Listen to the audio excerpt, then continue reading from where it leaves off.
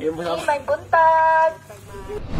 Nagkahiwo sa mga ahensya o mga organisasyon sa Panabo sa gipahitabong tree planting subay sa pagsaulog sa Earth Day 2025 nga adunay temang Our Power, Our Planet nga gipahigayon sa relocation site Purok 7, Barangay Katipunan, Panabo City. Ang kalihukan na paami sa importansya sa renewable energy o pagpanalipod sa kiniyahan.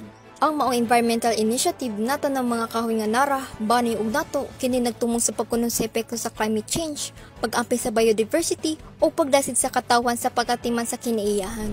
The purpose of this event is mainly is to conserve and to continue sa ato ang mga gimbuhaton labi na sa pag-protect sa ato ang kinaiyahan. And the benefit of this is syempre ang mga kahoy is nagahatag yun ni siya o kanang ginatawag na tong ecological and environmental services, which is libre lang nga hangin muna kasagaran niyang ginahatag sa ato ka-provide po siya o kanang restoration sa ato ang tubig o uban pa nga pag-restore sa ato ang kinaiyahan sama sa pagbalik sa ato ang mga existing ang mga biodiversity such as kaning mga langgam. So usa po na siya sa purpose nga nang naapod ni siya nga activity. Dugang pa, gi-organisar pinaagi sa paghiusa sa City Environment and National Resources Office o Department of Environment and National Resources Panabo upang sa suporta sa City Planning and Development Office pinaagi sa mensahe sa City Planning and Development Officer Architect Joseph Freeman Sumabal. Apil sa mga ahensyang mitambong og nihata og suporta sa maong kalihukan,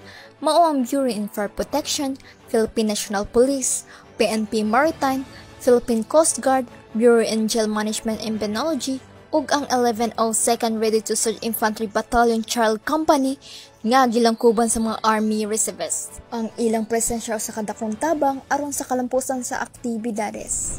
Kauban sa kamera si Louie Panagsagan, kini si Diane Nicole Carwana Inter sa City Information Office. Gikan sa DNSC alang sa Frontline News Panabo. Importante, inform!